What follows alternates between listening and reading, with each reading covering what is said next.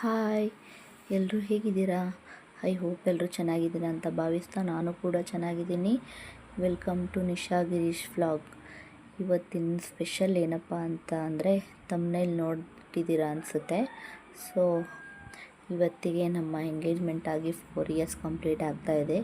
ಅದ್ರ ಜೊತೆಗೆ ಇನ್ನೊಂದು ವಿಶೇಷತೆ ಏನಪ್ಪ ಅಂತ ಅಂದರೆ ಇವತ್ತಿಗೆ 1 ಇಯರ್ ಆಯಿತು ನನ್ನ ಮಗ ನಮ್ಮ ಮನೆಗೆ ಮೊದಲ ಸಲ ಬಂದು. 2 ಸೆಲೆಬ್ರೇಷನ್ ಒಂದೇ ದಿನ ಆಗಿರೋದ್ರಿಂದ ಇವತ್ತು ಮನೆಯಲ್ಲಿ ದೇವ್ರು ಮಾಡ್ಕೊತಾ ಇದ್ದೀನಿ, ಪೂಜೆ ಮಾಡ್ಕೊತಾ ಇದ್ದೀನಿ. ಬೆಳಗ್ಗೆ ಎಲ್ಲ ರೆಡಿ ಮಾಡಿಟ್ಕೊಂಡು ಇವತ್ತು ಸಂಜೆ ಆಗೋಯ್ತು. ಎಲ್ಲ ರೆಡಿ ಮಾಡೋ ಅಷ್ಟರಲ್ಲಿ ನಮ್ಮ ಮನೆಯವ್ರಿಗೂ ಫ್ರೀ ಇರಲಿಲ್ಲ. ಸೊ ಎಲ್ಲಿಗೂ ಈಚೆ ಹೋಗೋಕ್ಕಾಗಲಿಲ್ಲ. ನಾವು ಯಾವತ್ತೂ ಸೆಲೆಬ್ರೇಷನ್ ಅಂತ ಏನು ಅಷ್ಟಾಗಿ ಏನು ಮಾಡೋದಿಲ್ಲ, ಮನೆಯಲ್ಲೇ ಬರೀ ಪೂಜೆ ಮಾಡ್ಕೊತೀವಿ ಅಷ್ಟೇ, ಇಲ್ಲ ಟೆಂಪಲ್ಗೆ ಹೋಗಿದ್ದು ಬರ್ತೀವಿ. ಇವತ್ತು ಹೋಗೋಕ್ಕಾಗಿಲ್ಲ, ನಮ್ಮ ಮನೆಯವ್ರಿಗೆ ಕೆಲಸ ಇತ್ತು ಅಂತ ಮನೆಯಲ್ಲೇ ಪೂಜೆ ಮಾಡ್ಕೊಳ್ಳೋಣ ಅಂತ ಮಾಡ್ಕೊತಾ ಇದ್ದೀನಿ. ಒಂದು ಸ್ಪೆಷಲ್ ಡಿಶ್ ಕೂಡ ಮಾಡಿದ್ದೀನಿ, ರೆಸಿಪಿನೂ ಕೂಡ ಈ ವಿಡಿಯೋ ಎಂಡ್ನಲ್ಲಿದೆ. ಯಾರೂ ಈ ವಿಡಿಯೋನ ಸ್ಕಿಪ್ ಮಾಡೋಕ್ಕೆ ಹೋಗಬೇಡಿ, ಕೊನೆ ತನಕ ನೋಡಿ. ನೀವೇನಾದರೂ ಮೊದಲನೇ ಸಲ ನನ್ನ ವಿಡಿಯೋನ ನೋಡ್ತಾ ಇದ್ದೀರಿ ಅಂತ ಅಂದರೆ ಬೆಲ್ ಐಕನ್ ಬಟನ್ನ ಪ್ರೆಸ್ ಮಾಡ್ಕೊಳ್ಳಿ, ಸಬ್ಸ್ಕ್ರೈಬ್ ಆಗಿ. ಈ ವಿಡಿಯೋ ಇಷ್ಟ ಆದರೆ ಪ್ಲೀಸ್ ಲೈಕ್ ಮಾಡಿ, ಶೇರ್ ಮಾಡಿ. ಇವತ್ತು ನಮ್ಮ ಮನೆಯವರು ನಮಗೆ ಏನೇನು ಗಿಫ್ಟ್ ಕೊಟ್ಟರು ಅಂತ ಈ ವಿಡಿಯೋ ಎಂಡಲ್ಲಿ ತೋರಿಸ್ತೀನಿ. ಯಾರು ವಿಡಿಯೋನ ಸ್ಕಿಪ್ ಮಾಡೋಕ್ಕೆ ಹೋಗಬೇಡಿ, ಕೊನೆ ತನಕ ನೋಡಿ. ತುಂಬ ಕಾಸ್ಟ್ಲಿ ಗಿಫ್ಟ್ ಕೊಟ್ಟಿದ್ದಾರೆ ನನಗೆ, ಯಾರು ವಿಡಿಯೋನ ಮಿಸ್ ಮಾಡ್ಕೋಬೇಡಿ.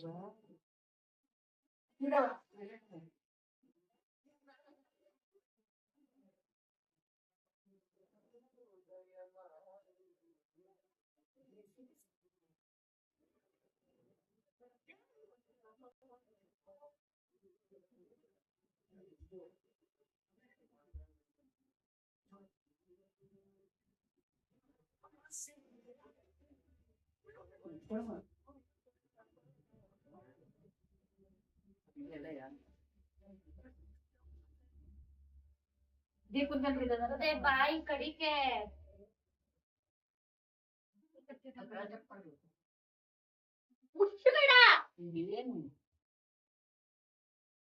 ಏನ್ ಮಾಡೋದು.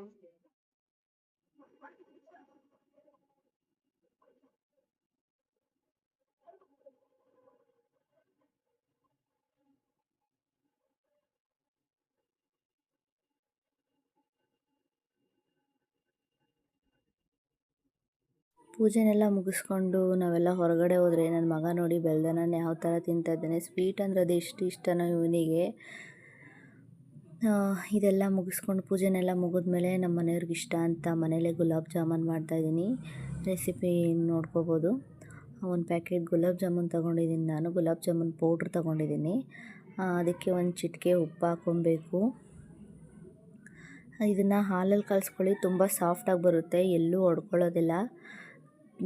ಚೆನ್ನಾಗಿ ಕಲಿಸ್ಕೋಬೇಕಿದು. ಉಪ್ಪು ಹಾಕ್ಕೊಂಡು ಮೊದಲು ಉಪ್ಪೆಲ್ಲ ಚೆನ್ನಾಗಿ ಬೆರೆಯೋ ಹಾಗೆ ನೀಟಾಗಿ ಮಿಕ್ಸ್ ಮಾಡ್ಕೊಳ್ಳಿ. ಅದಾದಮೇಲೆ ಸ್ವಲ್ಪ ಸ್ವಲ್ಪನೇ ಹಾಲು ಹಾಕ್ಕೊಂಡು ಚೆನ್ನಾಗಿ ನಾದ್ಕೊಬೇಕು. ನಾವು ಎಷ್ಟು ನಾದ್ಕೊತೀವೋ ಅಷ್ಟು ಒಳ್ಳೆಯದು.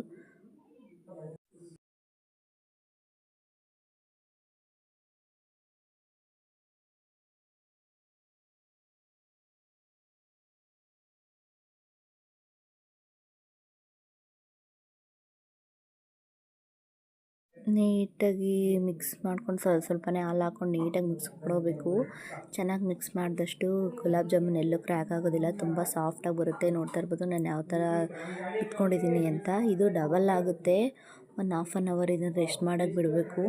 ನೀಟಾಗಿ ನಾದ್ಕೊಂಡು ಇದನ್ನು ಒಂದು ಪ್ಲೇಟ್ ಮುಚ್ಚಿ ಒಂದು ಹಾಫ್ ಆನ್ ಅವರು ರೆಸ್ಟ್ ಆಗೋದಕ್ಕೆ ಬಿಡಿ.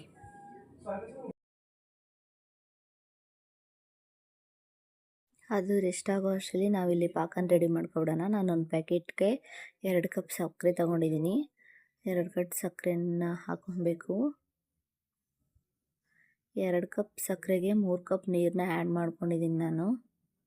ಸಾಕಾಗುತ್ತೆ. ಇಷ್ಟ ಆದರೆ ಒಂದು ಪ್ಯಾಕೆಟ್ ಗುಲಾಬ್ ಜಾಮೂನ್ಗೆ ಈ ಕನ್ಸಿಸ್ಟೆನ್ಸಿಲಿ ಮೆಜರ್ ಮಾಡ್ಕೊಳ್ಳಿ, ಚೆನ್ನಾಗಿರುತ್ತೆ. ಮತ್ತು ಏಲಕ್ಕಿ ಕಾಯಿನ ಕುಟ್ಟಿ ಹಾಕ್ಕೊತಾ ಇದ್ದೀನಿ. ಲವಂಗ ಸ್ಕಿಪ್ ಆಗಿಬಿಟ್ಟಿದೆ, ಅದನ್ನು ಹಾಕ್ಕೊಳ್ಳಿ. ಮಿಸ್ ಮಾಡಿಬಿಟ್ಟಿದ್ದೀನಿ ವೀಡಿಯೋನ ನಾನು. ಇದು ಜಾಸ್ತಿ ಏನು ಪಾಕ ಬರೋ ಹಾಗಿಲ್ಲ, ಒಂದೆಳೆ ಪಾಕ ಬಂದರೆ ಆಯಿತು. ನೋಡಿ ಒಂದು 5 ನಿಮಿಷ ಆಗಿದೆ, ಇನ್ನೂ ಬಂದಿಲ್ಲ. ಇನ್ನೂ ಸ್ವಲ್ಪ ಪಾಕ ಬರಬೇಕು. ಮತ್ತೆ ಒಂದು 5 ನಿಮಿಷ ಚೆನ್ನಾಗಿ ಕುದಿಸಿ. ಇವಾಗ ನೋಡ್ತಾ ಇರ್ಬೋದು 5 ನಿಮಿಷ ಆದಮೇಲೆ ಇವಾಗ ಪಾಕ ಬಂದಿದೆ. ಇದು ಆಗಿದೆ ಅಂತ ಅರ್ಥ. ನೋಡ್ತಾ ಇರ್ಬೋದು ಯಾವ ಥರ ಎಳೆ ಎಳೆ ಬರ್ತಾಯಿದೆ. ಸ್ವಲ್ಪ ಒಂದೆಳೆ ಪಾಕ ಬಂದರೆ ಸಾಕಿದು. ಇದನ್ನು ಸ್ಟವ್ ಆಫ್ ಮಾಡಿ ಇದು ಪಾಕ ಆರೋದಕ್ಕೆ ಬಿಡಬೇಕು. ಬಿಸಿ ಇದ್ದರೆ ಗುಲಾಬ್ ಜಾಮೂನ್ ಒಡೆದೋಗಿರುತ್ತೆ, ಅದಕ್ಕೆ ಸಾಫ್ಟ್ ಆಗೋಕ್ಕೆ ಬಿಡಬೇಕು. ಇವಾಗ ನೋಡಿ ಗುಲಾಬ್ ಜಾಮೂನ್ ಉಂಡೆ ಮಾಡ್ಕೊಳ್ಳೋಣ. ನೋಡಿ ಯಾವ ಥರ ಡಬಲ್ ಆಗಿದೆ ಅಂತ, ಯಾವ ಥರ ಬರ್ತಾಯಿದೆ. ಇದನ್ನೆಲ್ಲ ಸಣ್ಣ ಸಣ್ಣ ಉಂಡೆಗಳಾಗಿ ಮಾಡ್ಕೊಳ್ಳಿ, ಜಾಸ್ತಿ ದಪ್ಪ ಮಾಡ್ಕೊಳ್ಳೋಕೆ ಹೋಗಬೇಡಿ. ಯಾಕಂದರೆ ಎಣ್ಣೆಗೆ ಹಾಕಿದ್ಮೇಲೆ ಇದು ಇನ್ನೂ ಸ್ವಲ್ಪ ಸೈಜ್ ದೊಡ್ಡದಾಗುತ್ತೆ, ಅದಕ್ಕೆ ಚಿಕ್ಕ ಚಿಕ್ಕದಾಗಿ ಮಾಡ್ಕೋಬೇಕು. ಎಲ್ಲನೂ ರೌಂಡ್ ಶೇಪಲ್ಲಿ ಉಂಡೆ ಮಾಡ್ಕೊಳ್ಳಿ ಇರೋ ಹಿಟ್ಟನ್ನೆಲ್ಲ.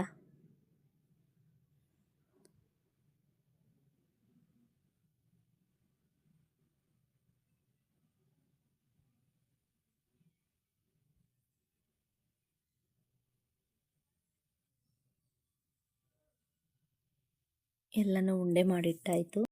ನೋಡಿ ಇಷ್ಟ ಆಗಿದೆ ಒಂದು ಪ್ಯಾಕೆಟ್ ಗುಲಾಬ್ ಜಾಮೂನಿಗೆ. ಇವಾಗ ಅದನ್ನು ಎಣ್ಣೆಲಿ ಕರ್ಕೊಬೇಕು. ಒಂದು ಬಾಣಲೆ ಇಟ್ಕೊಂಡು ಎಣ್ಣೆ ಹಾಕ್ಕೊತಾ ಇದ್ದೀನಿ.